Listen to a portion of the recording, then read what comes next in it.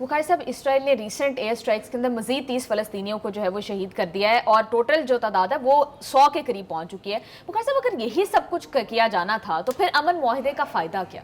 دیکھیے یہ رونا ہم بہت عرصے سے رو رہے ہیں، پھر رو لیتے ہیں ایک دفعہ آپ کی فرمائش کے اوپر. وہ یہ کہ اسرائیل کے حق میں تو بولنے کے لیے امریکہ ہے، کچھ یورپی ممالک ہیں، لیکن مظلوم فلسطینیوں کے حق میں بولنے والا کوئی نہیں ہے، مسلمان بھی نہیں ہے، جو سب سے بڑی میرے خیال سے شرمناک بات ہے. یعنی ایک فوجی اسرائیل پر حملہ ہو جائے تو فضائی حملے شروع ہو جائیں گے جواب میں، اور 100 کے قریب فلسطینیوں کو مار دیا جائے گا. یہ ذرا اندازہ کریں، بولا کوئی مسلمان؟ جی. اب میں یہاں بیٹھ کے اگر اپنا گلا نہ پھاڑوں تو کیا کروں؟ ان کو شرمندہ نہ کروں، ان کی اوقات یاد نہ دلاؤں تو کیا کروں؟ مجھے بتائیں. بالکل. ایک فوجی مارا گیا ہے اور اس کے بعد انہوں نے تباہی پٹ دی ہے، اور پتہ بھی یہ نہیں ہے کہ کس نے مارا ہے. اگلی سنیں. اور الزام سارا رکھا جا رہا ہے کہ جی حماس نے حملہ کر دیا، حماس نے ڈسون کیا اس کو. اس نے کہا ہمارا اس سے کوئی تعلق نہیں ہے. باقی رہ گیا پریزیڈنٹ حماس صاحب کا، اپنے پریزیڈنٹ ٹرمپ صاحب کا یہ بیان کہ حماس تو مشرق وسطیٰ کے امن معاہدے کا ایک چھوٹا سا حصہ ہے. نانسنس، بکواس ہے بالکل. یہ آپ نے مذاکرات کر کے ایک نتیجے پر آپ پہنچے اور جنگ بندی ہوئی ہے. کس کے ساتھ آپ مذاکرات کر رہے تھے؟ چھوٹے حصے کو آپ نے کیوں اتنی امپورٹنس دی؟ جب تک وہ راضی نہیں ہوئے معاہدہ کیوں نہیں ہوا؟ They are the main stakeholder, they are the main party. جی.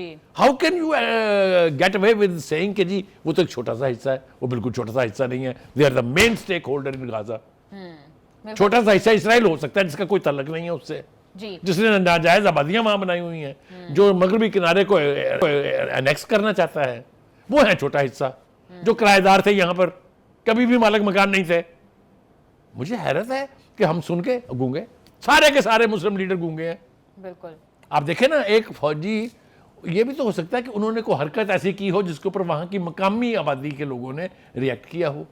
آپ سارا ملبہ حماس پہ ڈال کے لائسنس دے رہے ہیں نیتن یاہو کو اور اس کی فورسز کو اور ایئر فورس کو کہ جا کے تباہی مچا دیں. کوئی طریقہ ہے یہ؟ اس طرح ایگریمنٹ ہوتے ہیں؟ بالکل بخاری صاحب. اور اس ساری سچویشن میں جس طرح سے فریجائل سیز فائر ہے، آئی ایس ایف تو فوراً سے بن جانی چاہیے تھی، لیکن اب تک اس کا قیام بھی کہیں نظر نہیں آ رہا. آئے دن کوئی خبر آ جاتی ہے کہ بن جائے گی، فلانا ملک شامل ہوگا، لیکن کوئی حتمی طور پر کوئی فیصلہ ہی نہیں کیا جا رہا. دیکھیے یہ اس گریٹر سازش کا حصہ ہے.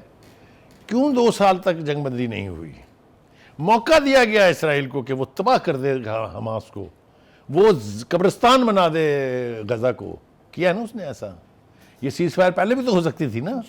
تو یہی کچھ اب ہو رہا ہے کہ جلدی جلدی وہ فورس بنا کے اس کا کنٹرول کسی کو سپرد کرنے سے پہلے موقع دیا جا رہا ہے نیتن یاہو کو کہ بربادی کر دیں، وہاں جو تمہارا دل چاہتا ہے وہ کر دیں. بالکل. میں پھر وہی کہوں گا، اس گھر کو آگ لگ گئی گھر کے چراغ سے. یہ مسلمان جب تک چپ سادے رہیں گے، جب تک اپنی حکومتیں بچانے کے چکر میں فلسطینیوں کی شکل میں قربانی دیتے رہیں گے انسانی جانوں کی، اس وقت تک اسرائیل باز آنے والا نہیں ہے. اور بخاری صاحب یہ اس طرح سے جس طرح سے خلاف ورزی کی جا رہی ہے، یہ تو ڈونلڈ ٹرمپ کی اپنی کریڈیبلٹی کے اوپر بہت بڑا کوسچن مارک ہے. دیکھیے انہیں اسرائیل کی حمایت کرنے پر جتنی مرضی ذلت کا سامنا کرنا پڑے، ٹرمپ ہو یا کوئی بھی پریزیڈنٹ ہو، امریکہ نے ہر وہ چیز جو ہے اس کو انڈورس کرنا ہے جو نیتن یاہو کرے یا کوئی بھی پرائم منسٹر ہو اسرائیل کا وہ کرے. یہی ہسٹری ہمارے سامنے ہے. 55 سال سے تو میں ایز اے صحافی دیکھ رہا ہوں اس کو کہ کسی کے پیٹ میں درد نہیں اٹھتی فلسطینیوں کے شہید ہونے کی.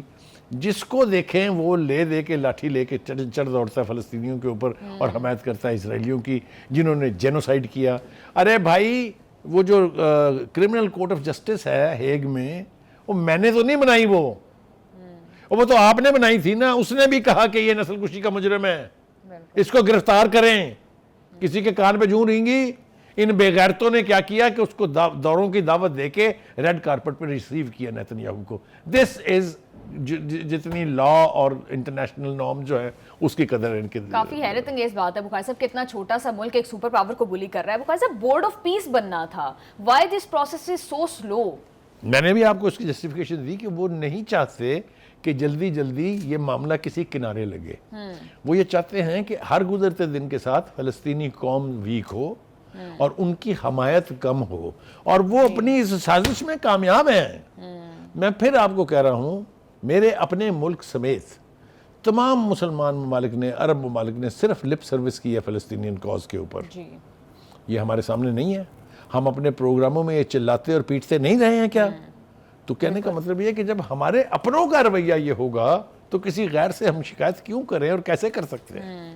اور بخاری صاحب مصر تو ثالث تھا اس ساری سچویشن کے اندر، ان کی جانب سے بھی کوئی بیان، کوئی مذمتی بات، سب سے بڑا سازشی اسلامک ملک اگر کوئی ہے تو وہ ایجپٹ ہے۔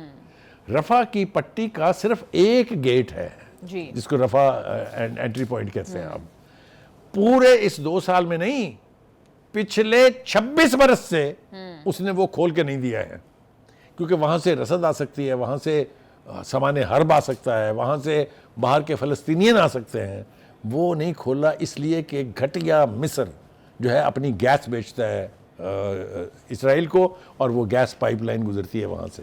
لیکن بخاری صاحب اگر دیکھا جائے تو مصر بھی جو ہے وہ امریکن ایڈ پر بہت زیادہ ڈیپینڈنٹ ہے، تو پھر اپنے امریکن ٹولز ہیں، ڈیپینڈنٹ نہیں ہیں، دے آر امریکن ٹولز۔ کیوں میرے منہ سے نکلوائیں گی سارے نام؟ یہ آنکھ جھپکتی ہے ٹرمپ کی تو ان کے ہاں لرزش اور زلزلے آ جاتے ہیں، جی، تو یہ کیا کریں گے؟ لیکن بخاری صاحب وہ ممالک جن کے یہاں جو دعویٰ کرتے ہیں کہ ایسا نہیں ہے، ان کی طرف سے بھی کوئی ایکشن نہیں لیا جا رہا۔ میں ایران کی بات کر رہی ہوں۔ دیکھیں ایران کیا کرے، ایک آئسولیٹڈ ملک جو ہے سنگل کچھ نہیں کر سکتا ایک اتنی بڑی قوت کے خلاف جس کو دنیا بھر کی سپورٹ حاصل ہے، لیکن اس کے باوجود تاریخ لکھی نا ایران نے۔ جی، آخری 2 دن کی لڑائی پر تو ایون ٹرمپ چلا اٹھے تھے کہ جو جس طرح سے ایرانین لڑے ہیں میں بہت حیران اور خوفزدہ ہوں، یہ اس کے الفاظ ہیں، میرے نہیں ہیں۔ جی، تو کہنے کا مطلب یہ ہے کہ ایران کو ہم بلیم تو کرنے میں ایک سیکنڈ نہیں لگاتے، لیکن ایران نے جو کچھ کیا ہے وہ کسی عرب ملک نے بھی کیا ہے؟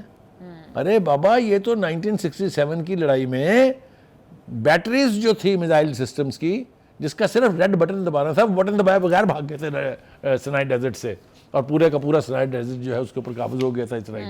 وہ تو آدھا اس نے بعد راستے میں ان کو دے دیا۔ کہنے کا مطلب یہ ہے جس دن مسلمان ایک ہو گئے، جس دن مسلمانوں نے فلسطین کی کاز کی خاطر اپنے ریسورسز پول کر لیے، جی، امریکہ اور نو امریکہ، اسرائیل کا وجود خطرے میں پڑ جائے گا۔ جی بخاری صاحب، آئی ہوپ کہ وہ دن بہت جلدی آ جائے۔ پروگرام میں واپس آئیں گے ایک شارٹ بریک کے بعد، ساتھ رہیے گا۔